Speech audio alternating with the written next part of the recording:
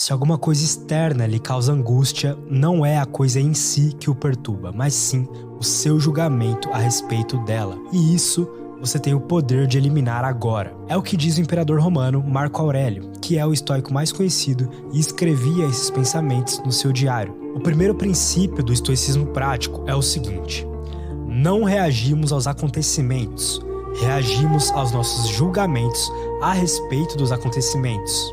E os julgamentos dependem de nós mesmos. O que o estoicismo diz, em outras palavras, é que nossos prazeres, nossos pesares, nossos desejos e nossos medos envolvem 3 estágios ao invés de 2. Não apenas um acontecimento e uma reação, mas sim um acontecimento, um julgamento ou uma opinião a respeito dele e só então uma reação. A nossa tarefa é perceber esse passo intermediário, compreender a sua irracionalidade comum e controlá-la pelo uso perseverante da razão. As nossas reações ao que quer que aconteça geralmente parecem diretas e espontâneas. Elas não parecem envolver julgamento nenhum, ou pelo menos nenhum tipo de julgamento que poderia haver em outras circunstâncias. Os estoicos consideram tudo isso uma mentira, uma ilusão. O trabalho de dispersar essa ideia é difícil porque a mente não é um narrador confiável quando o assunto são as origens das nossas reações. Ela nos diz que reagimos aos elementos externos, às coisas lá fora,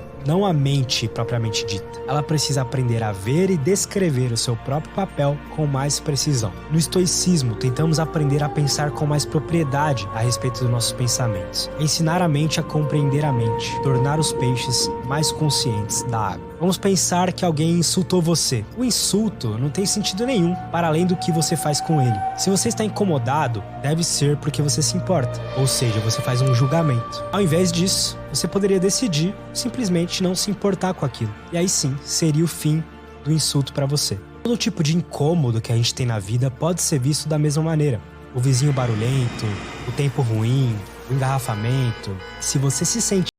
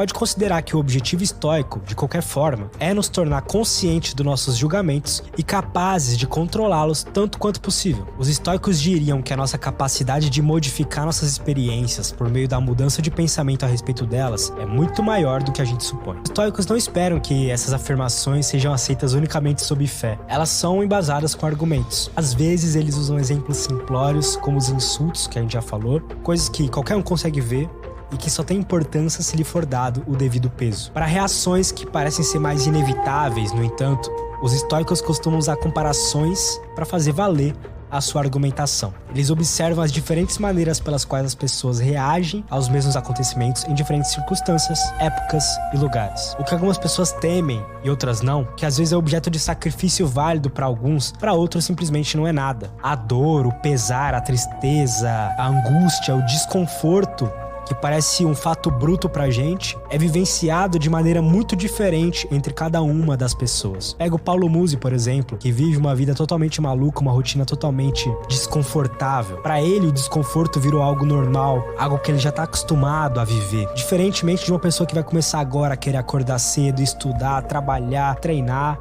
e por aí vai. Evidentemente, nossas reações não são inevitáveis, afinal de contas. Mas de algum modo, elas são obra nossa e dependem dos nossos julgamentos que detemos. E, portanto, temos a capacidade de mudá-las, como a gente vai aprender agora. 1. O princípio geral. O estoicismo começa com a ideia de que nossa experiência de mundo, nossas reações, nossos temores, nossos medos, desejos e tudo mais, não é produzida pelo mundo. É produzida pelo que os estoicos intitulam como nossos julgamentos ou opiniões. Tudo depende da opinião. Ambição, luxo, ganância, tudo retorna à opinião. Sofremos de acordo com a opinião. Todo ser humano é desgraçado na proporção de que se convenceu a sê-lo. Sêneca. A tristeza, então, é uma opinião recente sobre algum mal presente a respeito do qual parece justo se sentir abatido e deprimido. A alegria é uma opinião recente sobre um bem presente em reação a algo pelo qual se parece justo ficar excitado. O medo é uma opinião sobre um mal iminente que parece insuportável. A luxúria é uma opinião sobre um bem vindouro, que seria melhor se já estivesse aqui. Esse quem fala é Cícero. Pois o que são o choro e a lamúria? Opinião.